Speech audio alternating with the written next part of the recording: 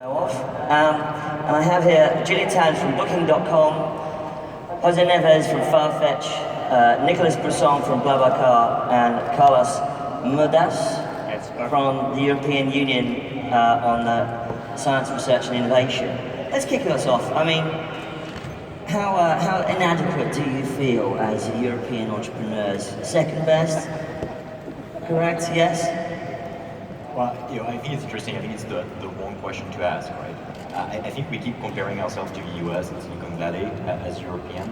It's the wrong framework, right? So if you think of how Silicon Valley came about, it's a very centralized model in the US where lots of tech is happening in Silicon Valley.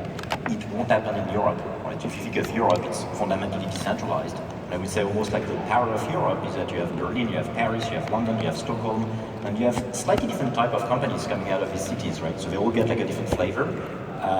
So I think the old comparison actually probably doesn't make sense to start with.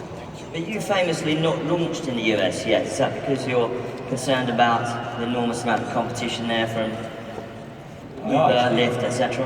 So talking about BlaBlaCar, no, actually it has nothing to do with competition because there is no BlaBlaCar equivalent actually in the US, right? So if you think of this long distance carpooling model, it never took off in the US. And actually it's an interesting point about US versus Europe because in the early days of BlaBlaCar, when we described the business model, one of the first questions we asked actually from early investors was always like, who's doing that in the US? And the answer was, well, no one. The next sentence was, okay, it's probably not going to work then. I think it has changed, right? So if I look at the last 5 years, I mean, first I think there is like a generational shift. So you see like lots of like young people, top graduates actually want to work for startups. That was not true 5 years ago. That was even less true when I came out of school, like in 99, 2000. So I think it has changed. So we have that shift. And even in terms of two things, right? In terms of investors investing into Europe, it has increased a lot. And regulators actually understand Europe actually a lot more today than 5 years ago. I want to talk about regulation in international markets in a minute, but Gillian, I want to turn to you. Booking.com, I'm sure you guys are mistaken for a US startup all the time. Is that correct? No, well, not really. I mean, we're a startup that grew out of Amsterdam, so we see ourselves as a European success, which turned into a global leader. We're the third largest e-commerce company in the world, and basically we grew out of Europe. And I think if you compare it to the US, I mean, for startups it's great to have a very big home market, and I know when we started in Holland, the home market was very small.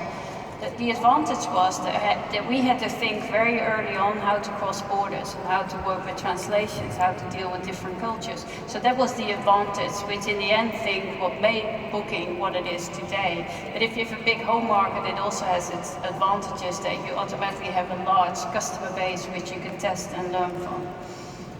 But Booking.com, it's a fairly traditional business now at this point. How do you think you can innovate on what you're doing?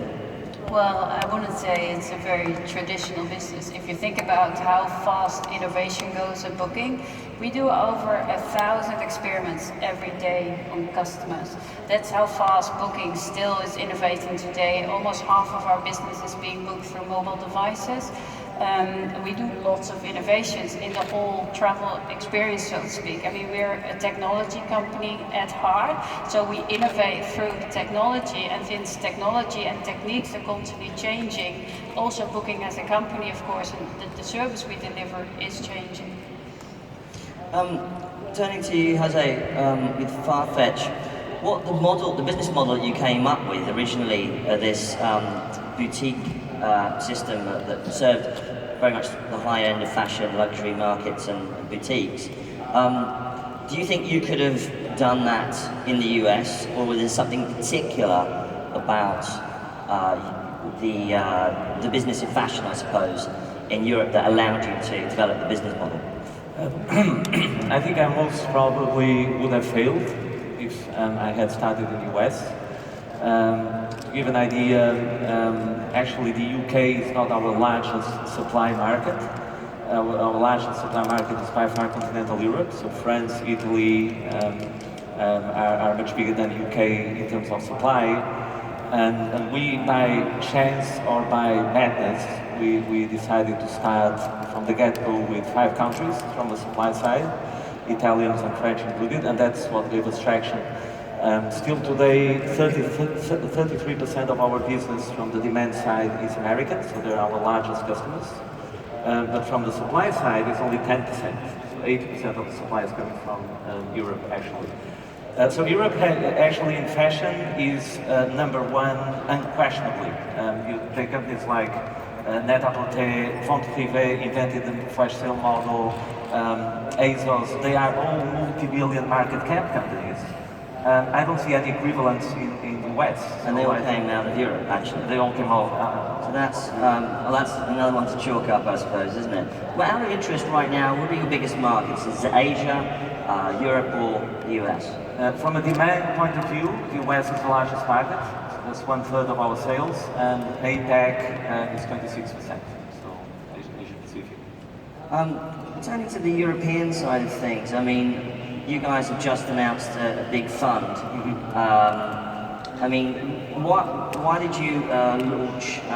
So this, do you want to? You can explain the fund, obviously, to everyone. But why did you launch it now, and why did you see this gap in the market? But go ahead and explain it for everyone. Oh, thank you very much. I think that one of the major challenges that we have in Europe is this journey in between starting a company, getting it to a scale-up level, and staying in Europe.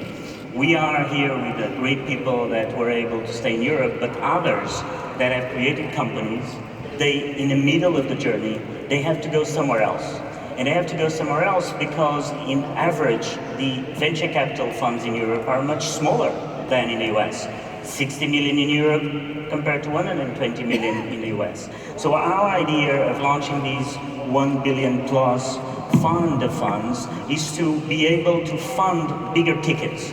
People that need to go up to 50 million, 60 million investments that couldn't find it in Europe. And so the challenge is not to do just public money for the sake of public money, is to put a minority stake of public money, 25%, and then have the private money coming along. So we just launched here today in Portugal, in Europe.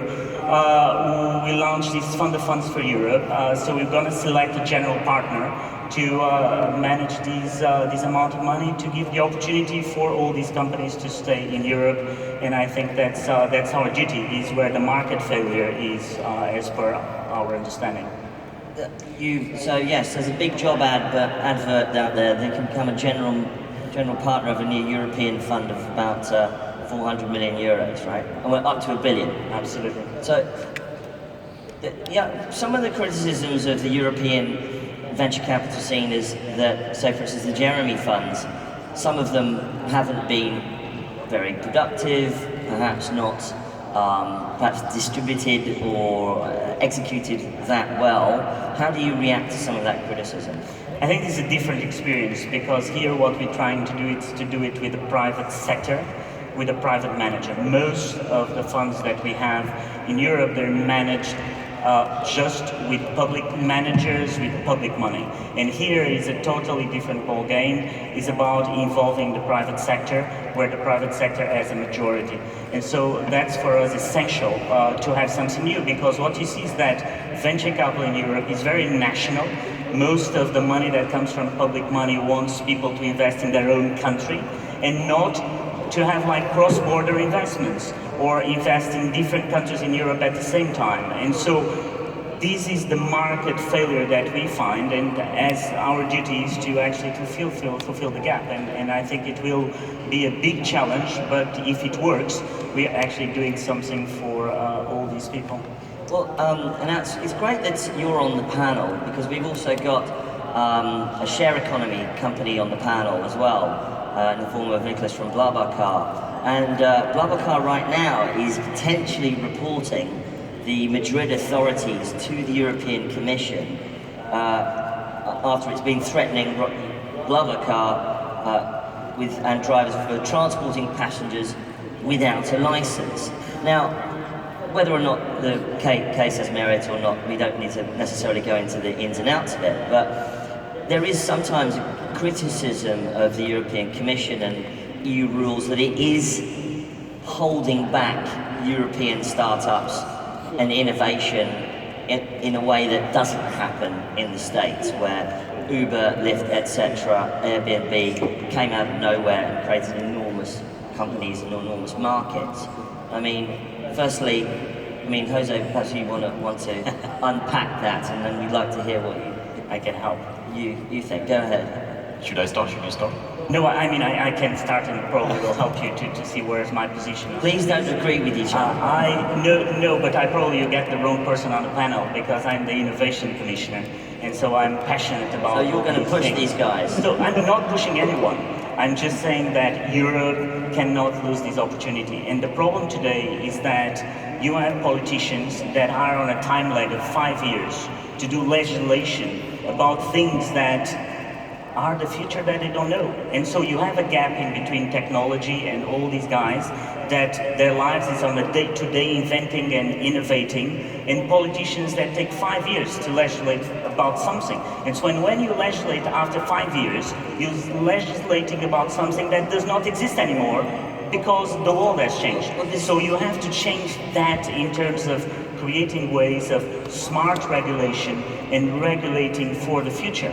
And that's one of the things that is one of the projects that we're working very, very hard, is to get together with people like them, sitting around the table and saying, look, what are we doing in terms of legislation? Are we doing something that will impair innovation, or are we doing something that can actually get us to the Nicolas, next level? well, it sounds like you've got somebody potentially on your side here, but as of this moment, there are still issues, aren't there? Yeah, so if you step back, right, for a minute on this whole thing, I mean, we started this company 10 years ago. We've been scaling